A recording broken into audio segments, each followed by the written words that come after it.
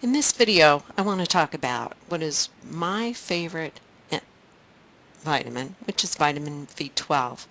What I hope to do is to make it a little bit more memorable for you. So there are many things that are really unusual about vitamin B12. The first is that only bacteria can make it. So normally we talk about, do animal foods make it, do plant foods make it, but for vitamin B12 the answer is none of the above. We need to essentially eat bacteria in order to get vitamin B12. The other thing that's weird about vitamin B12 is that we can store it. That's different than all of the other water-soluble vitamins. And in fact, we have enough vitamin B12 stored in our body to last about 2 years. And in fact, it takes about 12 years of vitamin B12 deficiencies before you actually get a chance to see it. So even if you're deficient, you've got enough to last you for quite a long time. Unlike other vitamins, sometimes they have iron in them. This one contains cobalt, which is a rare mineral. In order to absorb vitamin B12, we have to make two separate carrier proteins that take the vitamin from one place to the next before it's finally absorbed. And unless you can make enough of those proteins, it doesn't matter how much vitamin B12 you get in your diet, you just can't absorb it. And then finally, what's weird about it is look at this chemical structure. It has one of those porphyrin rings that we've seen before in the building of hemoglobin. And then it's also got these nucleotides which are positioned above it and below it. So I think once you see the structure, you can understand why the absorption of this particular vitamin is so difficult. So I want to talk about the sources of foods. So I told you that only bacteria can make the vitamin, but we don't actually get it from eating bacteria. I just said that to scare you. We get it from eating animals which eat the bacteria. There is really no good source of foods except unless they've been fortified. So cereals are fortified with B12 or dairy products. So if you're a vegetarian, B12 is one of those vitamins that you are most likely to be deficient of. And many people who are vegetarians are advised to take B12 supplements. B12 has a curious partnership with folate, and so many times folate deficiencies and B12 deficiencies are confused. Somebody comes in and they have the same symptoms for both deficiencies, and as you know, folate deficiency is pretty common in the United States. So the reason that those two are interlinked is that vitamin B12 is actually used to convert folate into the active form.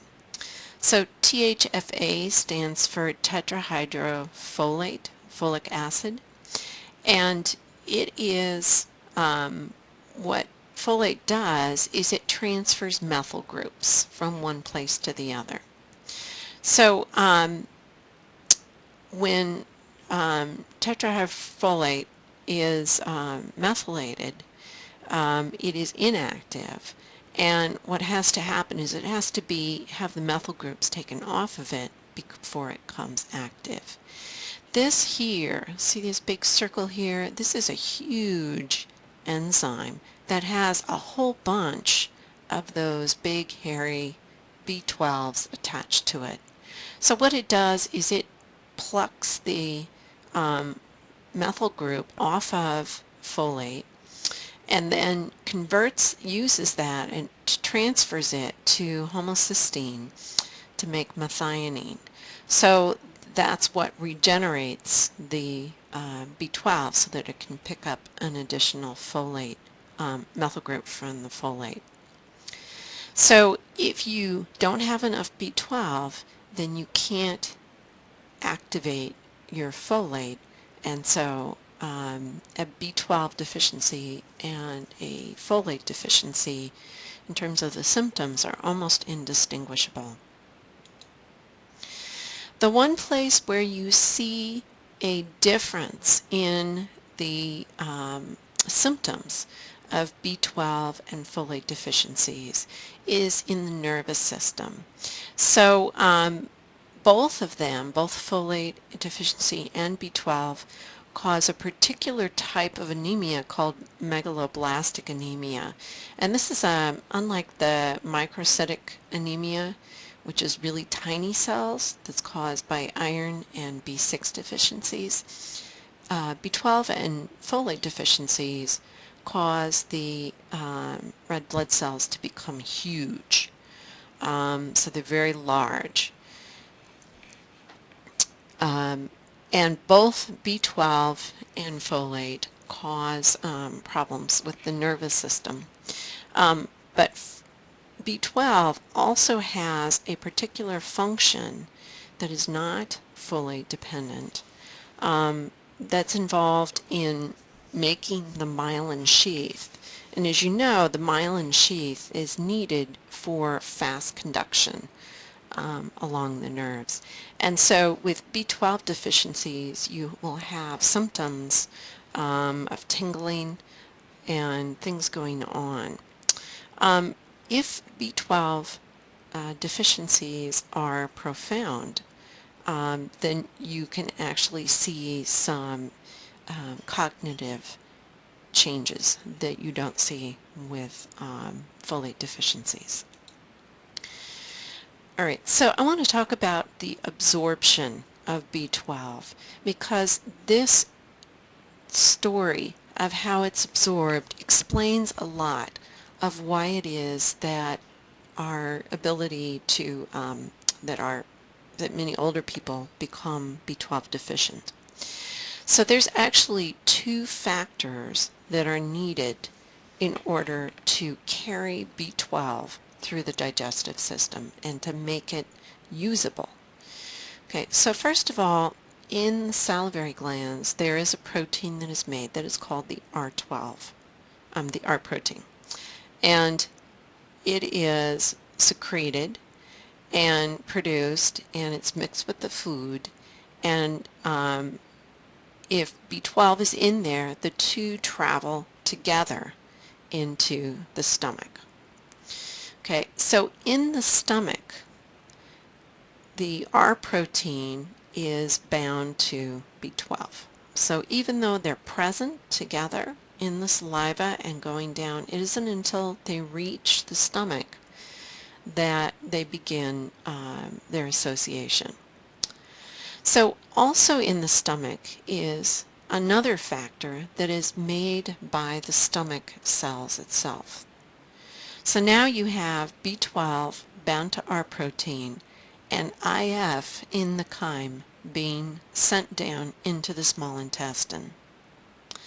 In the small intestine, there are enzymes that degrade the R protein, right? So proteases are released, and that causes the release of B12.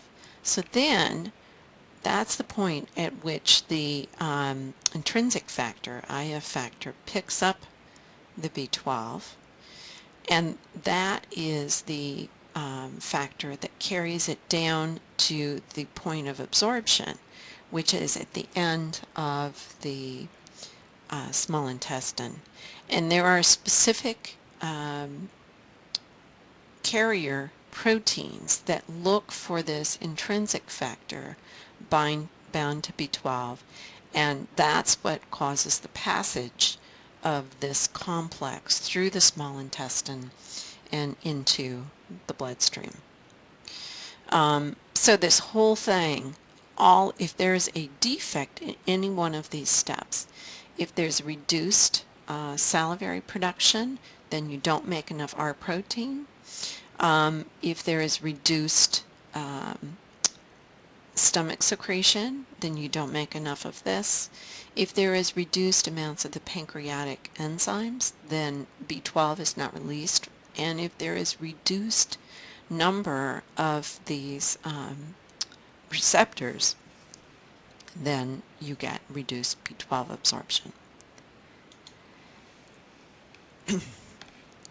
So what happens is that as we age, each of those steps, our ability to do each of these steps declines. Our ability to make these factors, the pH of the stomach changes, and as a result, it doesn't matter how much B12 we have in the diet, we need more of it because less and less of it is absorbed. Now, it helps that we have a 2-year supply with a 12-year grace period, but if you don't know that your B12 absorption levels are declining, then what can happen over time is as you age, you start to get the symptoms of Alzheimer's, memory loss. And memory loss is something that people expect to happen in old age. So it's very easy to see someone who's losing their memory and say, oh, it's just Alzheimer's, there's nothing you can do about it. When in fact, all you have to do is give somebody a shot of B12, and as long as it isn't progressed so much that you've damaged your nervous system, then boom, it can be fixed. It's that easy. And so as a result, when somebody comes down, showing the symptoms of Alzheimer's, they will do a simple blood test, look for the megaloblastic anemia symptoms, and that's that.